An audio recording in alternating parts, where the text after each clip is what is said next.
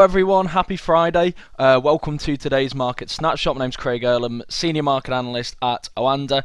It's been a bit of a quiet day, to be honest, so far, so I think we'll predominantly focus on the charts, really. I'll offer some small bits of fundamental update as we go through to hopefully help explain why things are moving as they are. But in terms of general fundamental update today, it has been very quiet. So let's just crack on with the charts, I guess. I know I haven't done one of these for a few days, but I guess these things happen.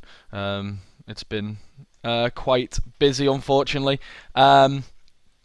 Let's take a look first at euro dollar. Now, we have bounced off those 105 lows. I think the interesting thing that you can see here is we made these lows, and it's always a bit of a giveaway for me when we make a new low, but we don't actually get that far. We made the new low, but we fell about another 20 pips or so, and all of a sudden we're bouncing back higher. So no surprise here that we are seeing the stochastic showing bullish divergence. We're seeing the MACD histogram also showing bullish divergence. Momentum was not with that move, and now we've seen 2 consecutive days where we've seen gains, and now we're at the moment at least on for a third. One of the fundamentals driving this, which I'll offer a little update on, was Steve Mnuchin yesterday talking about Donald Trump's tax reform plans and saying that they're likely to be implemented maybe by August. The time frame on this is a little longer than the markets had anticipated, but while equity markets have continued to be supported by the prospect of this,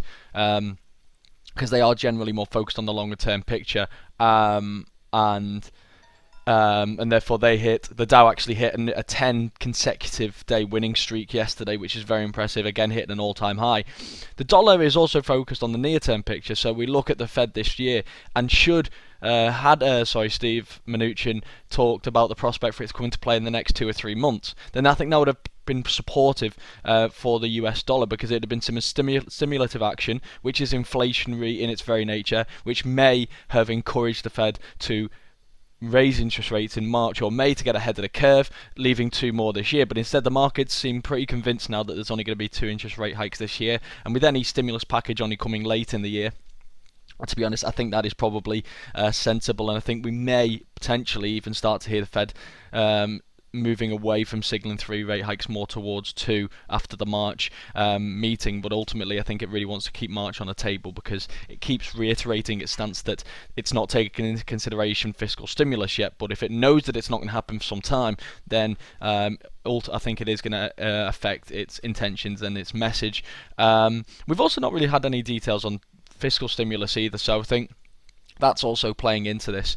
So I wouldn't be surprised if we do see a little bit of dollar weakness, but that's from a fundamental perspective. From a technical perspective, we've now got 2 lines in the sand. We've got the line down here, which is 105, and we've got the line up here, which is the recent high around 106.70. Now, I know we're still a little bit away from that, but these are now the 2 important levels, because a break above 106.70 takes out the previous high. The 50 fib will now, of course, be moved slightly to 106.60. So the 61.8 fib is 107 as well. But it's that previous high. It's a case of, are we going to see another lower high, in which case that would suggest the momentum remains with the bears, or are we going to see that broken, in which case we could be looking at a move back towards those 108 or 108.20s. The dollar weakness yesterday certainly gave the pound a boost, having consolidated for some time. The key test here now is going to be those 125.75s, which I'll just mark on the chart for you guys now. You can see these previous highs just about here. So 125.80s, and then above there we're looking at this kind of level here, so we're looking around 126.65, 127 really, and that's that previous high from here, and then above there we're looking around the 128s. And again, I think the key driver here is looking like that dollar weakness, but you can see we've still got this clear support coming in around the 124s. It held on despite being tested on a number of occasions before we got that boost, a boost for the pound because of the dollar weakness. And also you've got the confluence of the moving averages there, that 55 and 89 moving average providing support. So again, 2 lines in the sand here, 124 and then 125.80, and a break above that you're looking at a 126.70s, 127 area. Euro sterling next, and we have continued to edge low. We've taken out that support, which I think is very important. And now we're really, here comes the real test. 84, I think, is going to be the big test here. That's the 233-day simple moving average. You've got the moving average band here. The fact that the 200's broken, I think, is quite significant and potentially a very bearish signal. But the 233, a break of that would further confirm it. I think that will really pile of pressure on these 83s, 83.50s, and a break of that, I don't need to tell you again because I've mentioned it in so many videos, but that is a break of a very near on textbook head and shoulders, and that is extremely bearish for this pair. So some interesting days ahead, I think, for euro sterling. Let's take a look at some of the commodity currencies. So start with the Aussie dollar versus the US dollar. I'm just going to zoom out here so I can get all my data back on. Here we go. Not really much change here, I guess. If anything, this is looking quite toppy because you can see this series of higher highs and higher lows. But I guess it's almost kind of a wedge, rising wedge formation, which in an uptrend can actually be quite bearish.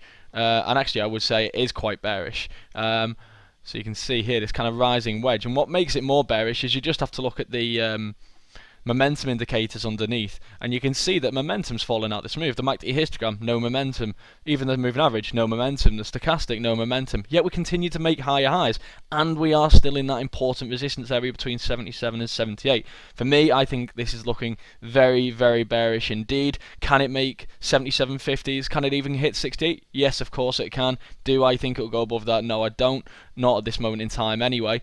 And I'm really just waiting for a break of this level, and once you see a break of this level, I think we could even be heading back towards around these 75s, because this is looking quite toppy. You look at the size of this opening here around 75 through 75.50 through 77, 150 pips. Should we see a break here of these 76, 70s, then again 150 pip move wouldn't come as any real surprise here. So an interesting one, and it's one that certainly looks bearish to me, which is may come as quite a surprise because we're talking about dollar weakness, and yet we're talking about the potential for the Aussie dollar to actually break lower. But that is what the chart's telling us, and that's all that matters ultimately at the end of the day.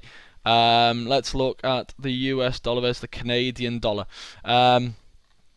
Nothing much has changed here. The two lines in the sand remain the same. 130, 132. We've tested 132. We got another rejection, and now we're heading lower. We're at around 131 currently, but really 130, 132. Nothing's changed. I think that's pretty clear. You can see from the chart what the important levels are for this particular pair, so I'm not going to waste your time. I know these videos are quite long, and you all may not have the time to be watching 20-minute videos all the time. Although I will thank the person who commented on the previous video about timestamps. I think that's an excellent idea, so I will look to add that to these videos so people can know exactly what it is that they're looking for and find it quickly. New Zealand dollar, US dollar. I mean, I feel like I'm talking about the same things here. I mean, of course, they are commodity currencies, so they are correlated to in a way, but again, 71.20 to the downside, 72.40 to the upside. You've got clear support here, clear resistance here. I've not really got anything to update on that. Break through these 72.40s, and I think we're headed back possibly towards these 73.70s and a break below. And I think this starts to look extremely bearish indeed, because you've got the confluence of all four moving averages there. That's 55, 89, 200, 233. You've also got the key fib levels here as well, and I think ultimately things start to look a lot more bearish. A breakthrough here, on the other hand, like I say, 70s, 370s stands out as this big resistance level. We've also got a nice double bottom here, the double bottom spanning 70, 71.30 through to that neckline at around 72.40. So based purely from textbook reasoning logic, that would suggest you could see a similar move should we see a break of that neckline, which would take you to around 73.50, which is just shy of these previous highs. So that would support that kind of move, but at the moment we are clearly in a sideways trend consolidation pattern. The yen is very interesting right now, especially with the euro. You look at this, we're really trading around the bottom of this Ichimoku cloud. Now, to some, they may look at this and think this is possibly, and again, this is absolutely not advice, as I'll always stipulate, but if this is actually still bullish, and it's hard to be bearish the yen, if this is actually still bullish, then you've almost got the ideal buying opportunity, because you're buying on the bottom of the Ichimoku cloud. But then you look at this and you're thinking that is still a lot of downside pressure. This isn't like a normal test at the bottom of this cloud. We've tested the bottom of the cloud, we saw an instant rejection, and now we're going down again. I think a break of these lows, these 118.50s, and all of a sudden things are starting to look quite bearish, which comes as a bit of a surprise to me from a fundamental standpoint. Because the break of these, again, it takes out the bottom of the cloud, which again is a very bearish signal on a daily chart. But then you're also testing the 200 and 233 day simple moving averages here. We've already broken through the 55 and 89, which is a bearish signal. But ultimately, that cloud for me is what matters most. Dollar yen. We're even looking bearish on this. I mean, I don't know if this is the caution risk aversion play coming through. Maybe that's given what's helping gold higher as well. This fact that, yes, equity markets are pushing higher on this stimulus promise, but ultimately there is this underlying feeling in the markets that something is going to go wrong, or that we've gone too far. The growing political risk, I think, is having a big impact on why we're seeing the safe havens being well bid. We're breaking through the bottom of that. I think that's the 89 day simple moving average currently. Really, the next test is we've won 11.35s, which is the previous low, but we're heading back around that bottom of that cloud again, and I think a break below here could be very, very bearish indeed. Let's have a look at sterling yen. Sterling yen's not looking half as bad, to be quite honest. We are trading back in the cloud again, but we've made this small series of higher lows, so that suggests that it's still relatively well bid. We're inside the confluence of moving averages, so until we break out of them, I'm not really feeling overly bullish or bearish. If we see bearish moves in euro yen and dollar yen, then I find it hard to believe that we're going to see sterling yen flying higher, unless we get particularly positive news for the UK, which is unlikely to be forthcoming. So I think really you've got this weight from the other two dragging this one lower, but I think a break of these moving averages is going to be the giveaway, and then of course the Ichimoku cloud is what's particularly important here. Gold, as I've said, supported by the US dollar weakness, supported by this overall risk averse feeling in the markets, and we are testing this 1250, 1260 level. I think this is going to be so important. If we see those 1260s broken, you've taken out prior resistance, you've taken out the psychological aspect of the 1250, you've taken out prior support, we've taken out the 200, the 233 day simple moving average. This kind of move is something we just weren't anticipating, we just wouldn't have foreseen a couple of months ago, and I think many people would have doubted the potential for it to happen. But should we see this broken, this is such a significant level that I'm looking back around these 1300s for where we could be trading in a few weeks or a month or two's time. So that's what kind of a level it is. It's very, very big, but at the moment I'm not seeing any reason to doubt that it's going to happen. Small amount of divergence here on the MACD histogram. Stochastic, not necessarily so much. MACD moving averages, not really so much. But at the moment, of course, we haven't actually broken through that level yet. But that 1260, 1250 is a big, big level for gold.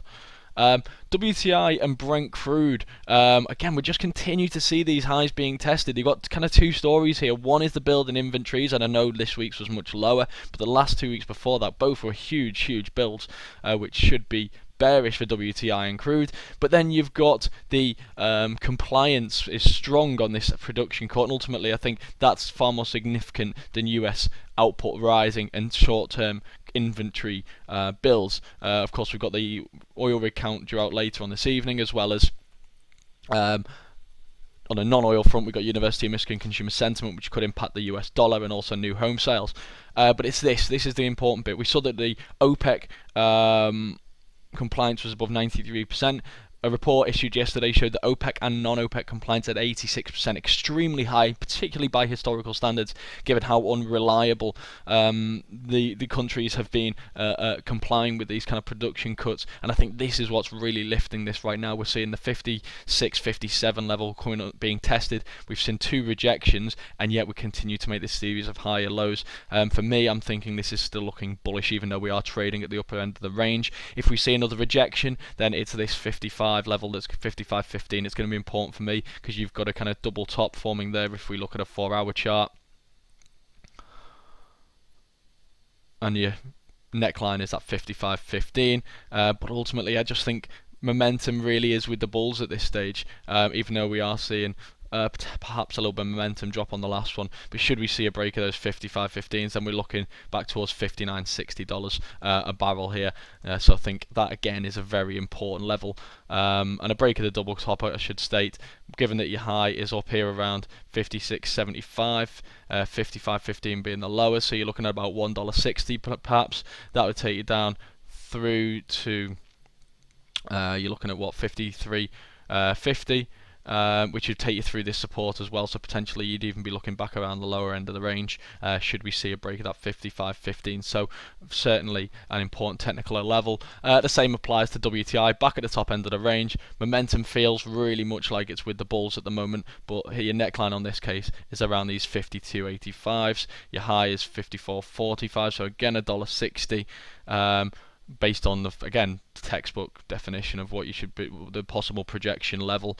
So that would take you back to around the 51.25s, which is all the way down here, at which point you're going to be seeing the lower end of the range being tested. The final chart I'll finish with two actually. The last one is not much of an update, but this is FTSE 100, the UK 100.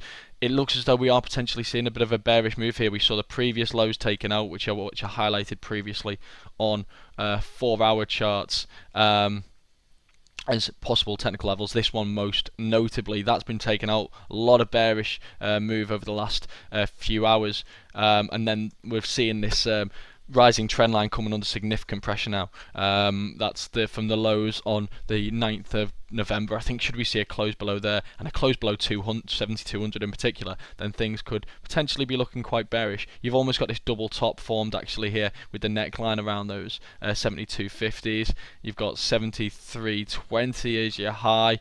So that's effectively, you'd suggest potentially a 70-point move to the downside, which would take you back to 71.80 through the 7200s, which again is quite bearish in itself. But the fact that you'd see the break of the trend potentially is a signal of further downside to come. The US 30, just the fact that it's making record highs, I thought I'd just do a quick update on it. It's not something I do follow that closely, if I'm perfectly honest, but we are making higher highs. You can see that today we're actually trading a little bit lower. The thing that I find quite interesting here is the fact that momentum doesn't seem to be shifting, so I'm wondering how much legs this downside potentially has. We may see a day of profit taking, which isn't surprising. Look at the extent of that rally, but you look at the momentum indicators and nothing is suggesting that this rally is coming to an end. So until we see that, then I find it hard not to be bullish. Okay, I hope you guys found, hope you all found that useful. Feedback is always welcome below, and any feedback, any suggestions, again, such as with the timestamps, is always welcome as well. But other than that, thank you very much for listening. I hope you all found it useful, and more importantly, I hope you all have a great time trading. Good luck with your trading, and I hope you all have a lovely weekend. For more in-depth news and analysis, check out OANDA MarketPulse at marketpulse.com. You can also find out more about OANDA and sign up for a free demo account at oanda.com. Here you'll also get access to OANDA Forex Labs, which has a lot of great tools designed to help you with your trading.